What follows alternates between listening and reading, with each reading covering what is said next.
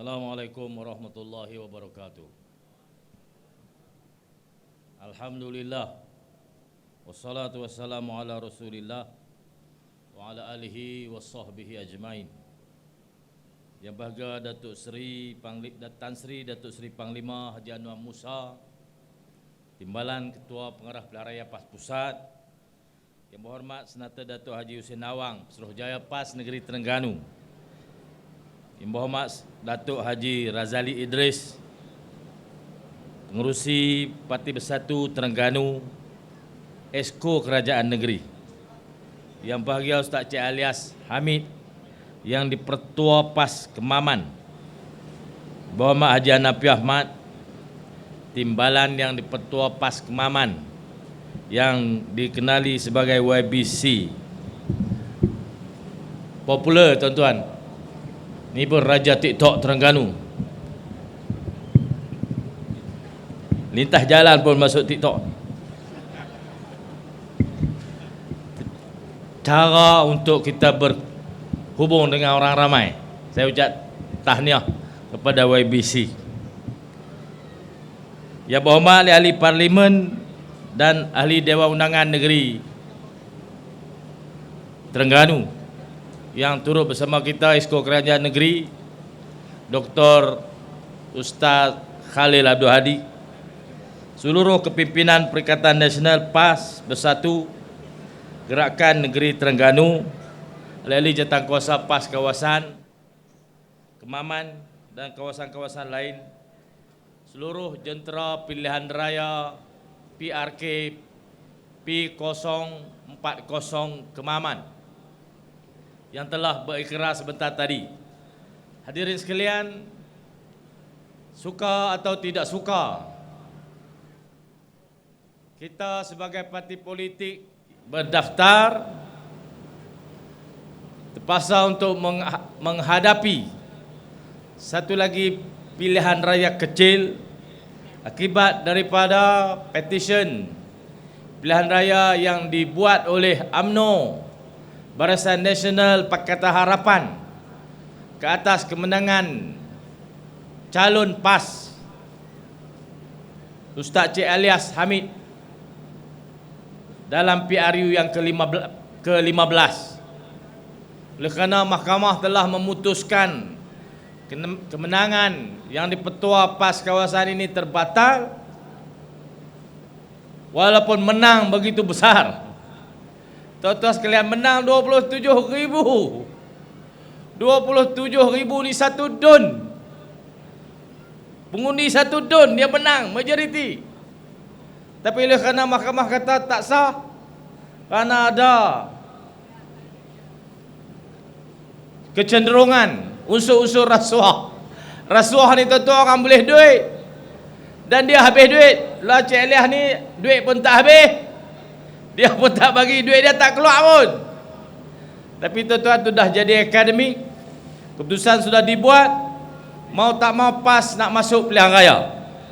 Nak masuk pilihan raya ni tuan-tuan, kena ada jentera. Tak boleh masuk ikut suka kata siapa nak undi kita.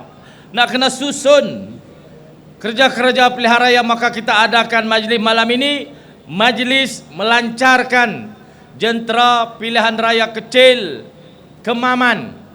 Tuan-tuan sekalian, bukan saja tuan-tuan yang akan bertugas di PRK ini, akan datang bantuan daripada jentera seluruh negeri Terengganu. Akan datang jentera kita daripada seluruh negara berkampung di Kemaman ini untuk memastikan kemenangan yang lebih besar Parti Islam Malaysia PAS dalam pilihan raya nanti. Boleh tuan-tuan? Menanglah. Tak teruklah ceramah. Tuan-tuan sekalian, kita ambil contoh PRK Kuala Terengganu, juga akibat daripada petisyen pilihan raya.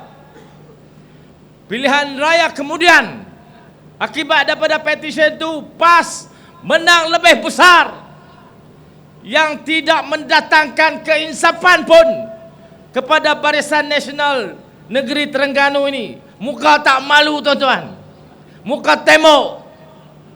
Ni duduk di Kijali. Ni kita nak lawan dia sekali lagi. Tuan-tuan jangan rasa gentar, jangan rasa kecil, jangan rasa apa-apa. Depa ni semua semut hitam ya tuan-tuan. Kita akan pastikan orang-orang yang macam ini, Barisan Nasional UMNO yang disyarahkan oleh Tan Sri Anna Musa sebentar tadi, orang yang tidak pernah insaf atas apa sebab dan akibat sekalipun, kita akan tunjukkan sekali lagi, sekali ni mu tak ada jalan dah, mu kena terjun lubang kubur.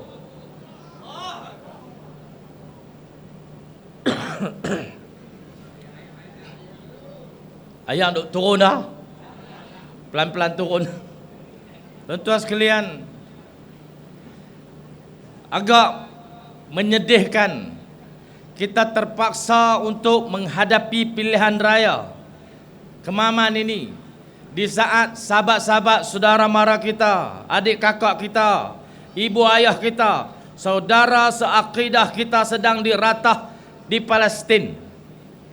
Setakat hari ini lebih 10,500 korban telah syahid di kalangan warga Palestin, dari kalangan warga sivil. Separuh daripadanya adalah kanak-kanak, 1/3 daripadanya adalah wanita. Mereka semua bukan tentera, mereka adalah penduduk rakyat Palestin yang terjajah 75 tahun, dipenjarakan dalam satu penjara terbuka di Gaza, dimuatkan di sana 2.2 juta orang. Tak boleh pi mana, hampa kena duduk dalam ni saja. Tuan-tuan, datang bom daripada jet-jet pejuang Israel, menghentam kediaman, menghentam sekolah, menghentam pasar, menghentam masjid, rumah, hospital. 10,500 telah korban. Sebahagian besar masih tertimbus di bawah runtuhan rumah dan bangunan. Tuan-tuan sekalian, di kalangan negara-negara umat Islam, sama di sekitar Palestin, di rantau Nusantara seperti kita ini, yang lebih perit, yang lebih pedih, jiran-jiran Palestin dari kalangan negara Arab yang semuanya beragama Islam tak berani nak campur tangan. Karena mereka kata mereka telah ada dalam Israel sedang membantu tentara Zionis, maka semua negara-negara sekitar tak berani campur tangan. Ada negara Islam miskin, jauhnya 1.600 km daripada Palestin, namanya Yaman. Miskin negara ni. Dia tembak peluru pandu tuan-tuan, lintas Arab Saudi, cross Saudi pergi ke Gaza. Hanya sebuah negara miskin yang sedang juga menghadapi peperangan saudara di Yaman. Orang macam ni saja yang tak ada kepentingan diri berani tembak Israel. Tuan-tuan sekalian, selepas negara-negara umat Islam diberi kemerdekaan oleh penjajah, sama ada British, sama ada Perancis, negara-negara umat Islam pada waktu itu sekitar tahun 40-an telah bertungkus lumus, berusaha bersungguh-sungguh untuk menyatu padukan warga negara mereka, untuk membentuk sebuah pemerintahan sendiri, untuk membebaskan diri daripada penjajahan. Waktu itu tuan-tuan, kepentingan diri, kepentingan puak, kepentingan apa ni diketepikan. Yang penting penjajah balik nanti, negeri ini kita merintah sendiri. Di negeri inilah nasib anak bangsa kita tentukan sendiri, dan di sinilah kita akan hidup, di sinilah kita akan mati. Semua negara umat Islam mempunyai pemikiran yang sama untuk membebaskan diri daripada penjajah, termasuklah negara kita Malaysia, termasuklah jiran kita Indonesia, daripada Belanda, kita daripada British. Sebahagian besar negara-negara Arab daripada British, sebahagiannya daripada Perancis. Tuan-tuan sekalian, dalam tempoh 60 tahun. Di Palestin 75 tahun. Pada tahun 48 diberi kemerdekaan, tetapi diberi negara Palestin kepada Israel, didirikan sebuah negara haram di atas tanah orang lain.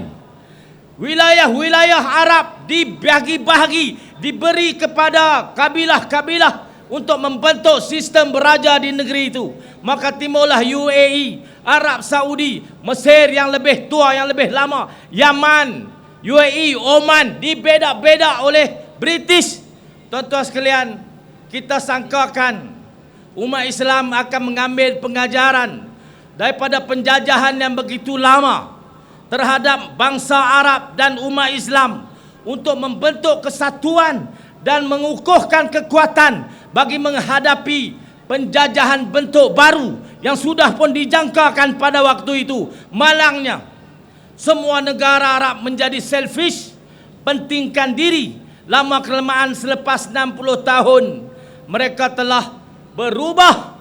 Negara umat Islam telah berubah menjadi self-centric, melihat ke dalam diri, mengutamakan kepentingan diri, mengutamakan kumpulan, kaum, kerabat, kabilah sendiri daripada kepentingan umat Islam, bangsa Arab, bangsa Melayu dan agama mereka. Tuan-tuan sekalian, maka Palestin selepas 75 tahun dirampas tanahnya, dipenjarakan para pemimpinnya, dihalau keluar daripada buminya. Tidak ada mana-mana bangsa di dunia ini, walaupun sebahagian besar 600 juta, 300 juta negara Arab itu Muslim, 300 juta di Nusantara ini Muslim, tak ada siapa yang berani angkat tangan untuk luku kepala Israel. Kita telah menjadi self-centric, mengutamakan diri sendiri daripada memikirkan anak bangsa pada waktu ini dan nasib mereka pada masa depan. Tuan-tuan sekalian, self-centric ataupun memelihara kepentingan diri inilah yang telah memusnahkan sebuah negara besar, negara yang begitu bersejarah, di mana dimakamkan para nabi, para rasul di sana, dimakamkan para sahabat, para pendakwah, para mujahid, para mujtahid di Palestin. Tak ada siapa berani bela. Besar kesan self-centric atau mengutamakan kepentingan diri. Tuan-tuan sekalian, selepas 75 tahun barulah dunia dapat melihat gambaran sebenar sejarah dan realiti semasa di Palestin. Barulah rakyat sivil di negara-negara barat dan rakyat di negara-negara lain seluruh dunia dapat melihat melalui media sosial realiti yang terjadi di Palestin. Maka walaupun kerajaan Amerika menyokong Israel, Rishi Sunak di British menyokong Israel, tetapi rakyat di Amerika dan British mula membuka mata untuk menyokong perjuangan Hamas, perjuangan rakyat Palestin, dan mengecam pendirian kerajaan mereka. Tuan-tuan sekalian, 75 tahun, satu kehidupan. Ada yang hidup tapi tak sampai 75.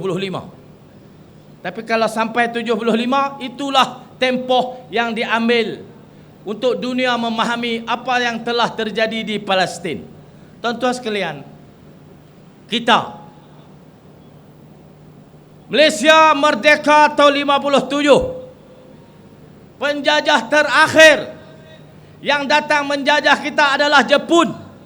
Sebelum kembalinya British, yang sebelum itu memang telah menjajah kita sejak 1824. Setelah dibahagikan wilayah Indonesia ambil kat Belanda, wilayah di Semenanjung Tanah Melayu ambil kat British. 1824. 1874 perjanjian Pankor, masuklah British ke semua tanah Melayu ini tuan-tuan. sama ada sebagai negeri Melayu bersekutu atau negeri Melayu tidak bersekutu, tapi telah ditubuhkan negeri-negeri selat sebelum pada itu. Maka masuklah kuasa British, jajah secara lembut dan halus, ada di wilayah tertentu dijajah secara keras, termasuklah pembunuhan di negeri Terengganu ini, pembunuhan di negeri Pahang, pembunuhan di negeri Sembilan. Tuan-tuan sekalian, mari Jepun tahun 40 perang, dihalaunya British balik. Oleh kerana mereka bom Hiroshima Nagasaki tahun 45, Jepun surrender. Maka selepas kekalahan Jepun, komunis bintang 3 berkuasa, bermaharajalela 2 minggu sebelum baliknya British ke Melaya ni.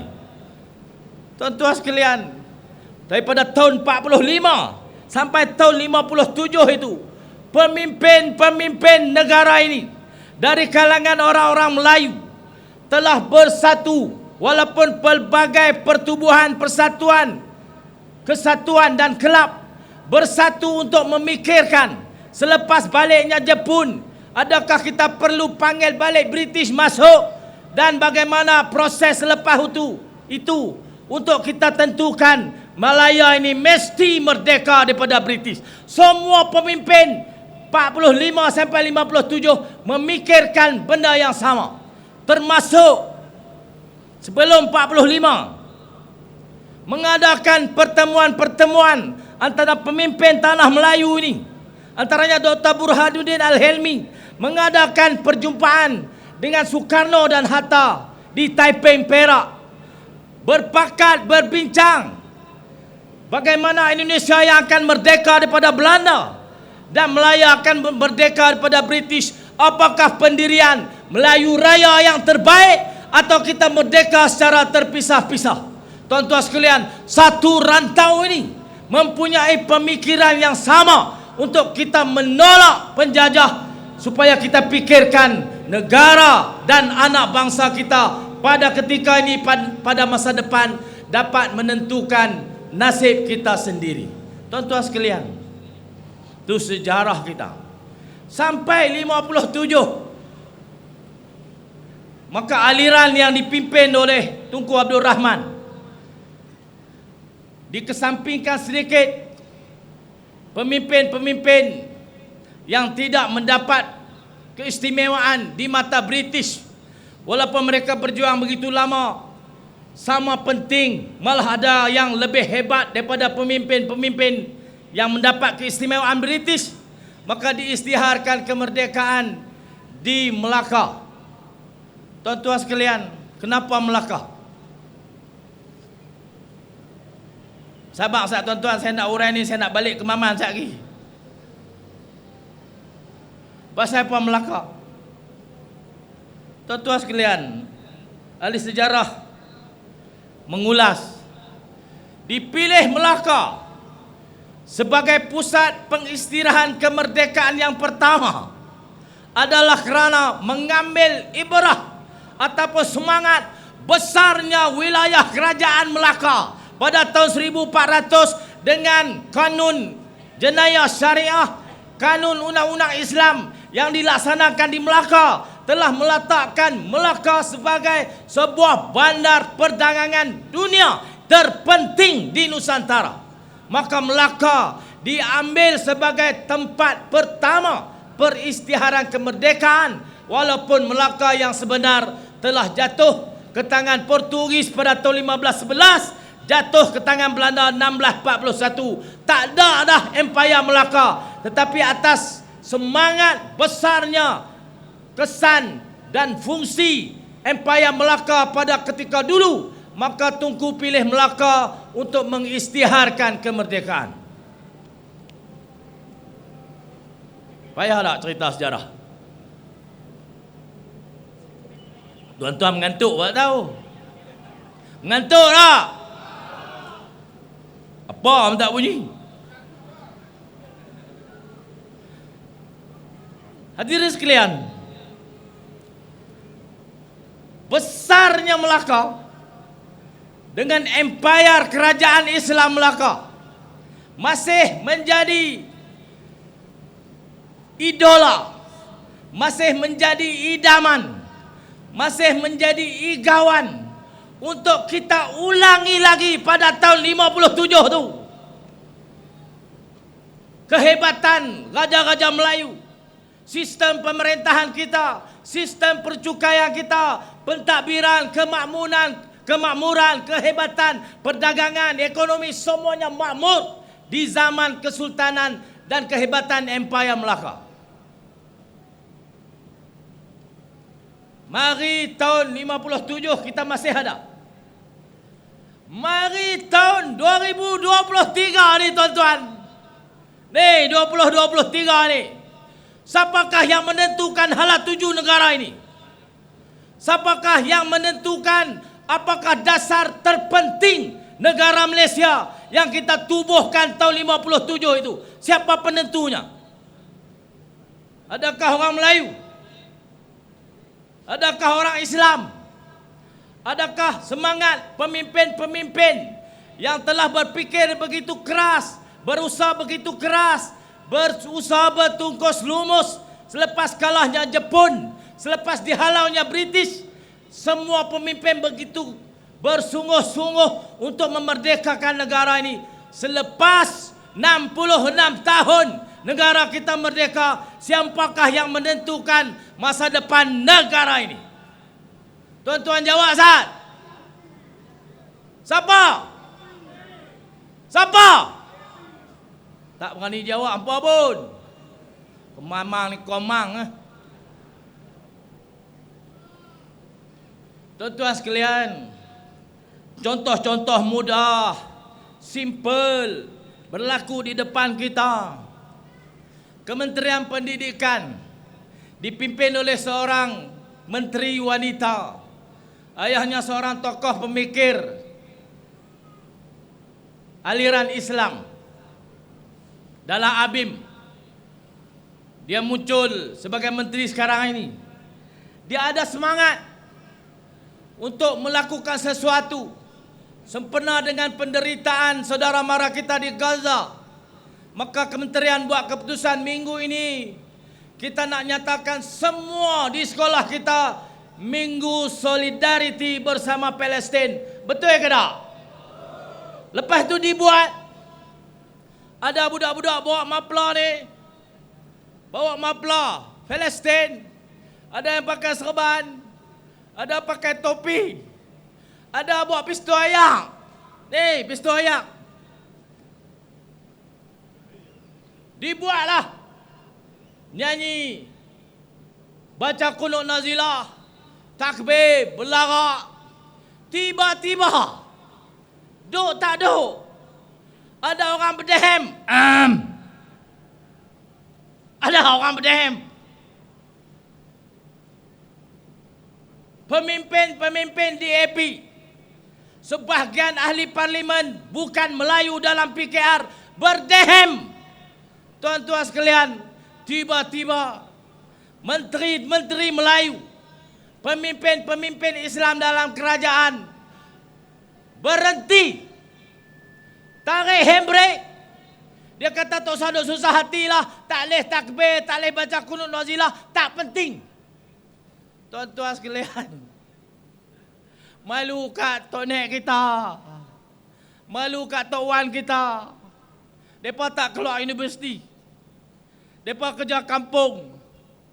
Sebahagiannya mengaji kok pondok-pondok, mengaji dengan tok-tok guru.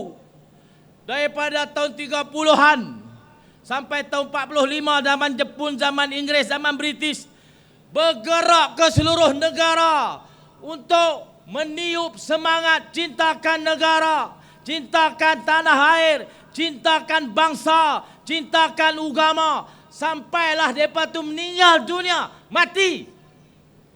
Ngaji tak tinggi, mewariskan negara merdeka sampai kat kita.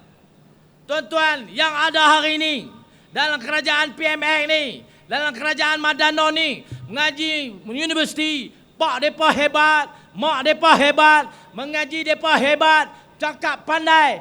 Cina berdehem saja sepatah, kecut habis semua.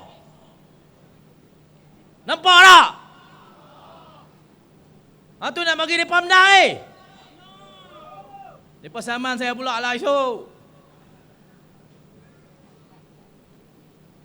Ni, abang-abang, kerja duk merakam ceramah ni. Rakam elok. Jangan potong-potong. Saya nak abang kata, semua pemimpin-pemimpin Melayu, pemimpin-pemimpin Islam dalam kerajaan Madano ni gagal untuk mempertahankan Melayu dan Islam. Betul ke tak? Hampa jawab ikhlas pada hati hampa sendiri. Yang dengar malam ni atau dengar esok. Pemimpin-pemimpin Melayu Islam yang sebahagiannya adalah anak-anak kepada pejuang kemerdekaan yang belajar daripada kepayahan Tok Nek kita, Tok Wan kita yang memerdekakan negara ini. Hari ini bila kita memegang kuasa, kita memegang pemerintahan, orang lain berdehem, kita sudah jadi takut. Betul atau tidak? Hampa nak ketua macam ni? Tuan-tuan sekalian, kalau tuan-tuan redha berketuakan orang-orang macam ni, tunggulah 30 tahun lagi anak cucu akan datang ke kubur kita, tutuh kencing atas kubur kita. Faham tak? Teruk rupanya ceramah Mama ni.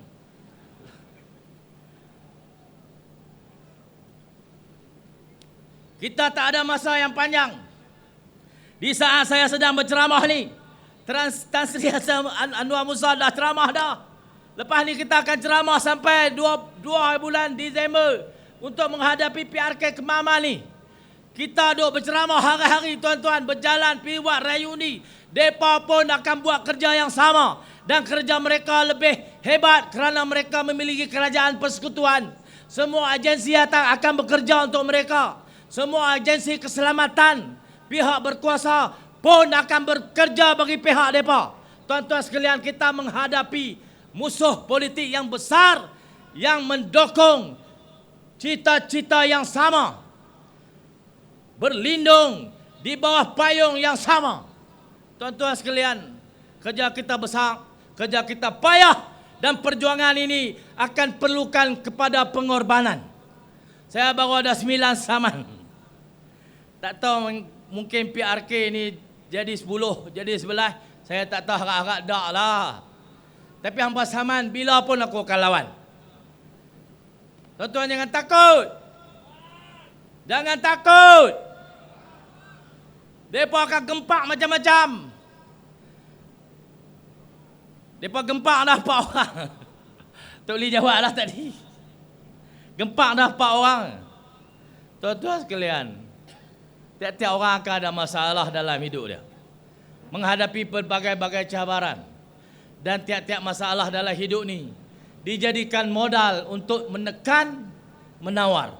Menekan, menawar, menarik.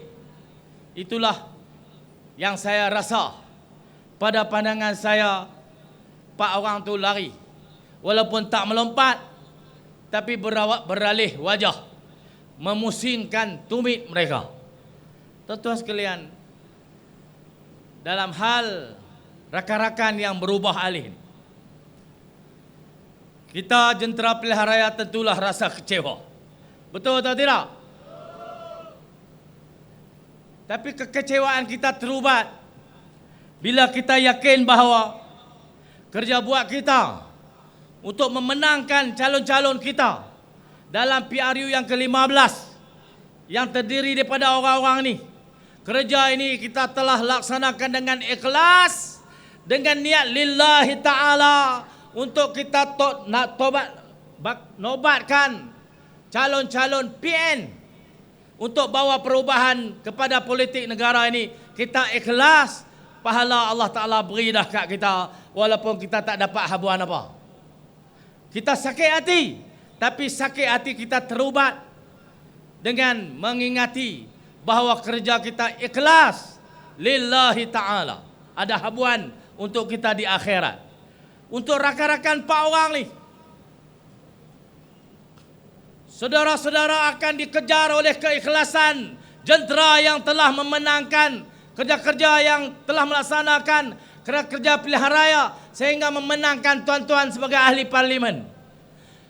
Keikhlasan ini akan mengejar tuan-tuan sampai ke lubang kubur, sampai ke dalam liang lahat dan sampai ke padang mahsyar. Keikhlasan jentera ini akan menghantui tuan-tuan semua. Siapa berani lompat, sila. Ada lagi? Kok ada lagi? Tuan-tuan tidak akan aman sepanjang kehidupan di dunia ini dan kehidupan di alam barzakh, di alam mahsyar. Tuan-tuan tidak akan aman kerana mengkhianati keikhlasan jentera yang telah bertungkus lumus memenangkan tuan-tuan. Para jentera tak rugi apa. Saudara-saudari sekalian, ada dua faktor. Satu yang menarik, satu yang menolak. Tuan-tuan, kalau orang ni lompat atas faktor menolak, contoh mereka berpandangan PN Bersatu PAS telah mengkhianati kehendak pengundi orang Islam dan Melayu di negara ini, mereka ada hak untuk melompat. Itu dipanggil faktor menolak mereka pergi. Tapi sepanjang pengetahuan kita, daripada November sampai November tahun ini, belum ada satu pun tindakan kita PN di peringkat negeri atau peringkat persekutuan yang boleh dikategorikan sebagai mengkhianati Islam dan Melayu sehingga melayakkan mereka ini menolak mereka pergi kepada parti lain. Betul ke tak betul? Tuan-tuan, nampak ada apa kesalahan kepada kita? Saya tak nampak. Faktor menolak satu pun tak ada. Faktor menarik. Apakah yang menarik mereka ke sana? Yang pertama, mereka ditahan peruntukan setahun sekitar 4 juta untuk melakukan khidmat servis di kawasan masing-masing. Maka mereka kehabisan wang untuk melakukan kerja-kerja membuat servis di kawasan masing-masing. Atas kesempitan itulah ada faktor yang menarik mereka bila ada tawaran. Tuan-tuan sekalian, bila ditawarkan segelas air kepada seorang musafir yang sedang kehausan, tentulah dia pi untuk minum air tu. Tuan-tuan sekalian, dosa yang lebih besar ialah orang yang menyekat peruntukan dan memancing mereka ini dengan peruntukan-peruntukan itu. Betul tak betul? Rasuah ke tak rasuah? Siapa rasuah? Siapa rasuah? Kita angkat tangan lawan. Lawan perasuah. Dia pun syarah lawan perasuah, tapi hari-hari dia buat. Tuan-tuan sekalian, ini sah-sah rasuah. Tapi rasuah yang dibenarkan oleh kata mereka. Pasal peruntukan ni duit kerajaan, ikut suka kami nak bagi kat siapa. Oi, hampa cekek sampai kawan tu nak mati. Bila hampa lepas, hampa bagi. Harta benar, hampa kata halal. Tuan-tuan sekalian, faktor menarik inilah yang menyeret 4 orang ahli parlimen menyatakan sokongan kepada pihak lawan. Itulah rasuah. Kalau tak rasuah nak nama apa? Kalau kata ikhlas nak beri peruntukan, kena bagi kepada 74 orang ahli parlimen pembangkang. Betul tak? Pasal apa hampa bagi 4 orang saja? Pasal 4 orang ni kata nak sokong hampa. Hang sokong aku bagi peruntukan. Itu rasuah lah. Yang tolak tak ada. Pasal apa saya nak hurai tentang tolak ni? Tuan-tuan sekalian, apabila ada satu keadaan, apabila didapati kerajaan Madanon ni telah gagal sepenuhnya untuk membela orang Melayu, untuk menjaga agama Islam, untuk memastikan kehidupan rakyat ni harmoni, kau hidup tak bertambah-tambah, beras tak ada jadi ada. Apabila kerajaan ni telah gagal, maka ahli-ahli parlimen yang menyokong kerajaan boleh main menyatakan sokongan kat kita, pakai dalil hak mereka ada ni, tapi atas faktor menolak mereka keluar, bukan menarik. Menolak boleh pada pandangan saya, menarik tak boleh.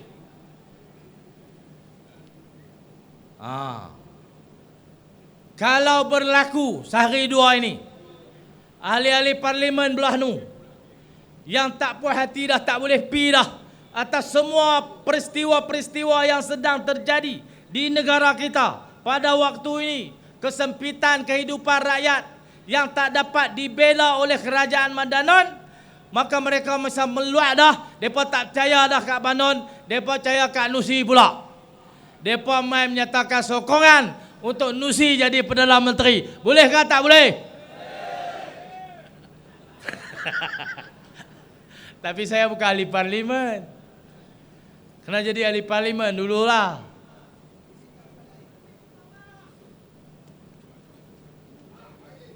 Tuan-tuan sekalian, saya nak tutup ceramah saya ini dengan nak buat kesimpulan. Para pemimpin kita yang pada hari ini sedang memimpin negara bangsa kita, yang majoriti rakyat negara ini sejak sekian lama menjadi teras kepada kekuatan politik, ekonomi, kestabilan negara kita ini adalah orang-orang Melayu.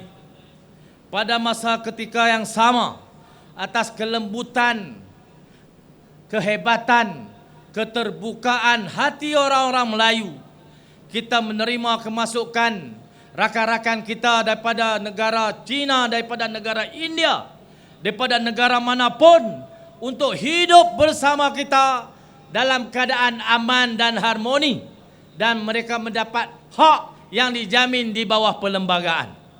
Tuan-tuan sekalian, selepas 66 tahun, oleh kerana isu kemerdekaan sudah kita lepasi, sudah dilupakan, sejarahnya pun tidak diungkapkan lagi, buku-buku teks pun cuba diubah, cuba ditulis semula, buku-buku kartun untuk menggambarkan kekejaman komunis pun nak diangkat sebagai pejuang kemerdekaan.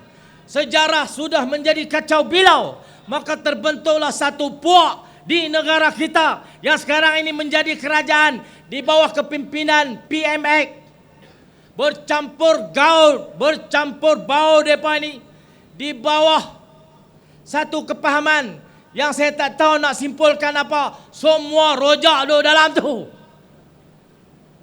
Yang paling berkuasa dalam kerajaan Madanon adalah DAP yang disokong oleh 99.9 pengundi-pengundi Cina, dan dianggap 99 pengundi Cina yang mengundi DAP dan PS itu nothing happen. Tak ada apa. Okey. Kita PAS Bersatu yang cuba mengumpulkan kekuatan pengundi-pengundi Melayu, bersyarah, bercakap untuk menimbulkan kesedaran kebangkitan orang Melayu untuk bersama dengan PAS dan bersatu atas ketulinan perjuangan kita untuk bangsa Melayu dan Islam. Kita semua dipanggil resis dan kita disekat oleh satu undang-undang yang tidak pernah dibentangkan di parlimen, dipanggil larangan bercakap tentang 3R.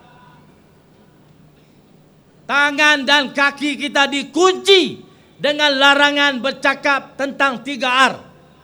Undang-undang ni tiba-tiba ada walaupun tidak pernah diluluskan di parlimen negara ini. Tuan-tuan sekalian, 66 tahun selepas kita halau tok nek kita, tok wan kita, mak ayah kita halau Jepun balik, halau British balik, muncul satu kelompok dalam negara kita yang dipimpin oleh PH, disokong oleh Barisan Nasional dan UMNO, membentuk kerajaan yang kita tak tahu rupa paras mereka ni sebenarnya apa. UMNO yang satu ketika dulu berjuang nasib orang Melayu, hidup Melayu, hidup Melayu, hari ini tak berani sebut. Tuan-tuan pernah dengar pemimpin Melayu, Zahid Hamidi ke, Mak Hassan ke, hak jadi menteri semua, hidup Melayu, mereka dah sebut. Pernah dengar tak? Pernah dengar tak? Pasal apa mereka tak boleh sebut? Pasal telok mereka kena kapit. Tuan-tuan parti tengok di kalangan menteri-menteri. Walaupun ramai menteri dari pemimpin UMNO, tak ada seorang pun menteri di kalangan pemimpin UMNO yang menyerlah kepimpinan kementeriannya pada waktu ini. Melainkan semua akan mendengar adakah DAP berdehem atau tidak. Berdehem kah gaduh? Bunyilah. Tulis di Facebook ya. Semua cukup telur. Takut. Tuan-tuan sekalian, kita ada pemimpin dari kalangan kita yang menganggotai gerombolan ini membentuk kerajaan. Tidak berani lagi bercakap tentang kita, tentang nasib bangsa kita, tentang nasib agama kita. Tetapi mereka dikawal sepenuhnya oleh rakan-rakan yang membentuk pakatan bersama kerajaan itu sekarang ini sedang memimpin kita nak pergi ke depan. Tuan-tuan sekalian, tak sampai 10 tahun lagi negara ini akan berubah sepenuhnya. Negara ini bukan lagi milik kita. Ini bahaya tuan-tuan. Maka Kemaman sebagai satu referendum, sebagai satu isyarat besar, kita di Kemaman ini suka tak suka, walaupun setahun 3 kali kena pilihan raya, tuan-tuan kena balik.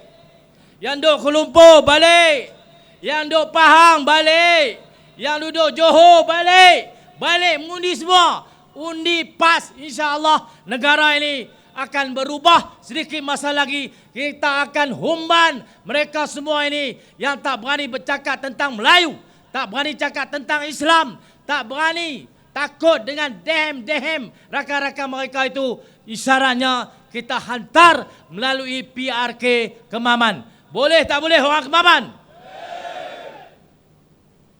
Saya percaya pengakuan orang Kemaman pada malam ini, tapi hanya boleh dibuktikan pada 2 Disember 2023 untuk kita susun semula negara ini. Terasnya mestilah Islam, terasnya mesti Melayu. Takbir! Takbir! Takbir! Walillahi ilham. Assalamualaikum warahmatullahi wabarakatuh.